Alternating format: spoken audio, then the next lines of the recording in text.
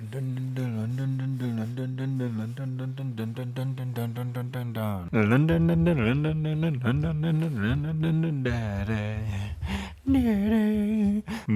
Knight episode 2.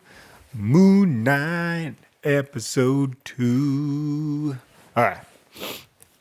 Moon Knight episode 2. Let's talk about it. But first, can we first talk about how last time I said Moonlight? And not even that. I keep saying it. I keep walking around the house going, Moonlight. It's the best show ever. It's the best Marvel show. Moonlight. Hooray. Moonlight. It's Moon Knight. You would think that if somebody is going to call something their new favorite show, you would think they would know at least the name, right? Like, you would hope they would know a little bit more if they're like, oh, this is my new favorite thing. But I can't even get the name right. I'm over here just going, Moonlight. That's the show. You got to watch this Moonlight show.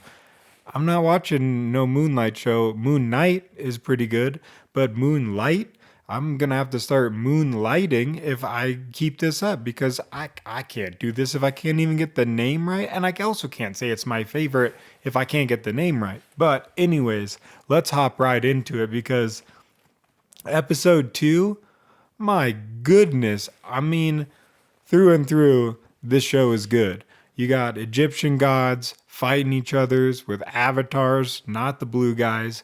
And you got this villain is really shaping up to be not one of my he's very interesting and I really like the trajectory of everything and I really like that he also kind of was the avatar of kind of what's going on with Moon Knight and through that perception he's now gained this new he's taken it too far.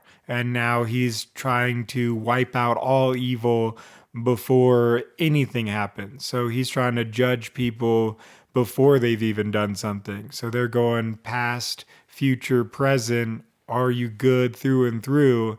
And it's like, can you even judge somebody's actions beforehand? It's a very interesting. I really like that the hero and the villain kind of keep meeting and having these like little conversations that are like, hey, I'm the bad guy here, but I don't want to do anything, but you need to listen to me. And they're kind of having this back and forth and they're learning about each other. And it's a really interesting way instead of just going like, oh, fight, like instead of just like fighting, it's a really like weird, exciting, like new, like kind of show. Like who would have thought that they would be able to still develop like new creative ideas? I mean, of course they would. And of course I would keep saying, 2 thumbs up. Other things I really want to talk about is, and I had no idea. And I'm going to blame my eyesight, but I mean, come on. Maybe I just need to watch the episode 1 again. And I've watched a lot. And but that statue is real. I had no idea that the guy that Steven or Moon Knight keeps like going to the park to talking to, I thought that was like a real statue. It's like all over the statues, usually they're statues, they're not like, but you see that it's a real person doing like one of those mime things. It makes way more sense why he made that couple like throw some change in a hat. I was like, why are you making them tip you? Are they tipping the statue? And who collects that? Do you collect that because you're chatting to the statue, and then you find out no, it's a real guy, and then the whole then you're sitting there going, oh my goodness, this guy's been going to the park having these insane conversations with a mime. Like what? I guess if there's anybody to tell a secret to, that's the guy, and maybe that's why they're always like trying to like, and I apologize for this next thing, but they're always trying to like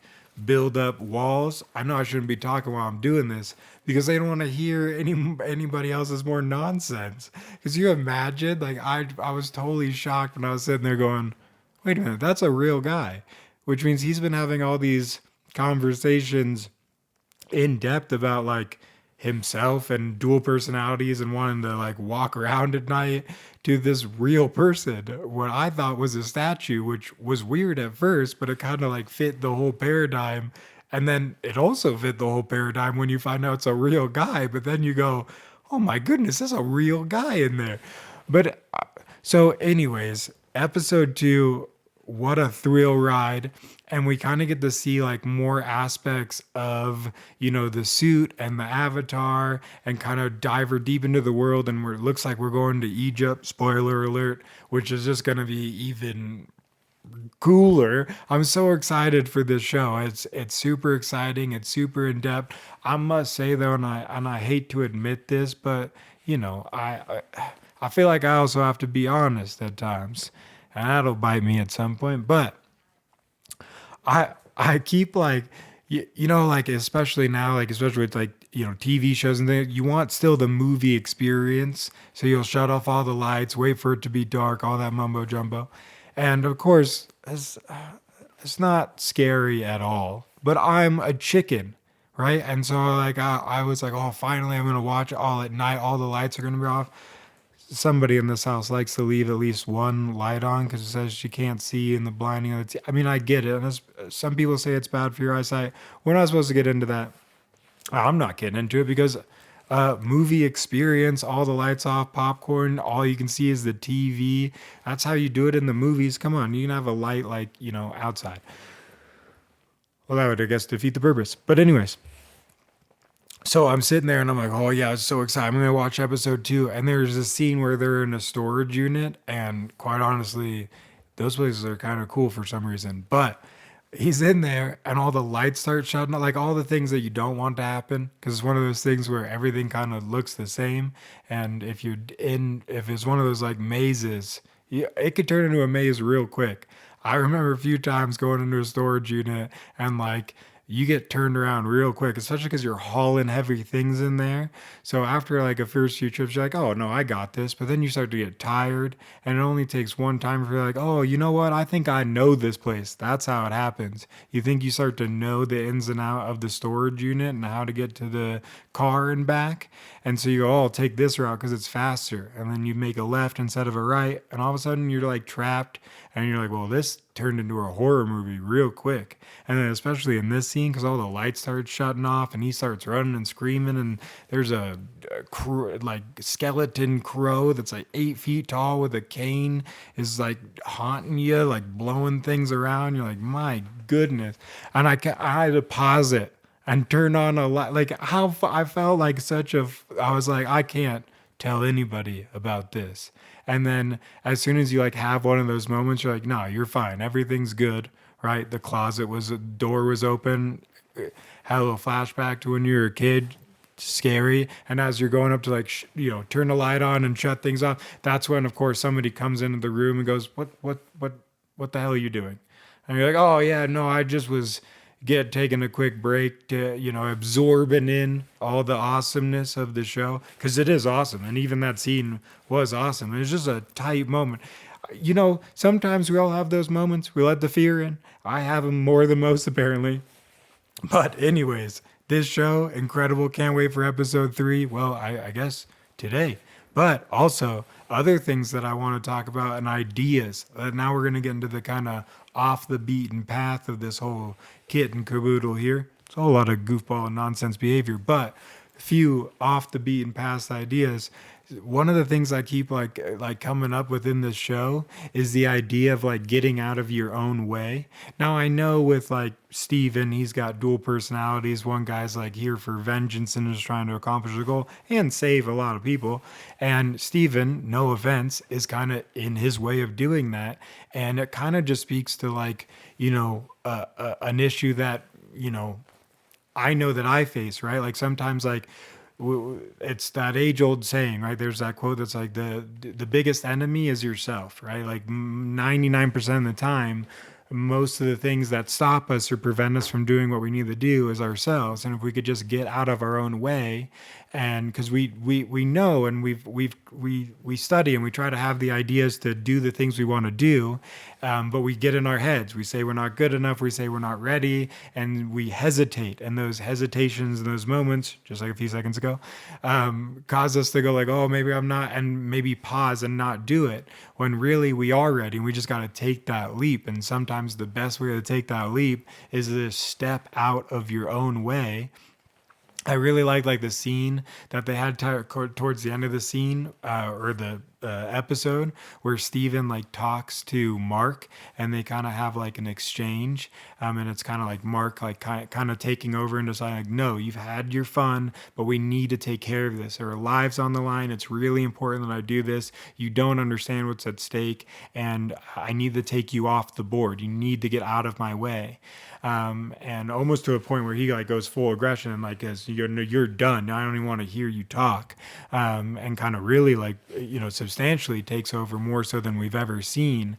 But it was just kind of like, I just kind of had this idea of like, getting out of your own way and kind of the importance of that sometimes, because, what's there and what's ready sometimes is all that we need to kind of tackle what's ahead. And then of course, like in his case, is a superhero thing, but I'm just taking an idea out of it, right? And so those kind of two ideas of just like getting out of your own way and you being your own worst enemy, and kind of both facets, right? Like, although they're both vying for attention or control, and while they both have their faults, their kind of pull, I think, is allowing them to kind of center in on kind of an equal balance, right?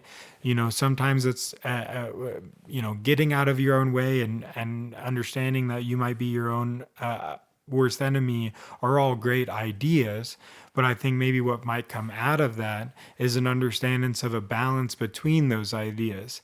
Maybe there's a way to kind of get out of your own way to the point, but still adhere so you don't let your full ambitions and kind of like, spin out of control. Because either way could happen. All right. We've seen Mark's like kind of darker side, and him like when he's fully in control and just trying to, finish his task to become free, and kind of what that's kind of meant to him. And we've also seen Steven just wanting to become free and not be trapped by this dual, sense.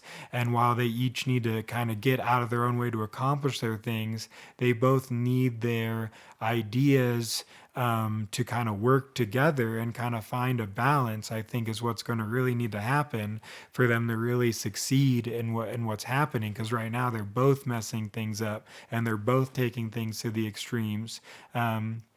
Because they're not, when the time comes to let one be in control, the other one has problems, and vice versa. But also when the time comes for, the reverse, because there's a time and place for both Mark and Steven. There's a time and place for both, like it's time to full steam ahead, and maybe time to pull back and rethink and understand and take the time to, gather knowledge and information. And then there's other times to just bail right through. And I just thought this show is so intricate, and it's showing these kind of like personalities are taking these, ideas and, playing with them in a much broader sense. And of course, with me, I'm of course just taking them way out of context. I just find it fascinating that I'm having this kind of thought process within this show, and the show is kind of diving into it to a certain extent, to where in which we can have this conversation.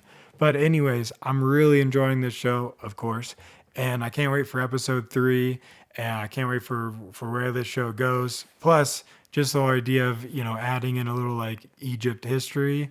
For some reason, that's like catnip. I don't know why, but like ancient history, it's just fascinating, especially, when it comes to pyramids and things like that. We all have, certain ideas of how those came to be and what, is unknown about that. So anytime you're able to like kind of dive in and utilize like, that mythology and bring it to light is kind of really interesting. And I'm really kind of curious to see how far they go into it and kind of what information kind of comes out within the show. So anyways, I think I've babbled on long enough, because wow, this show is just way too much fun.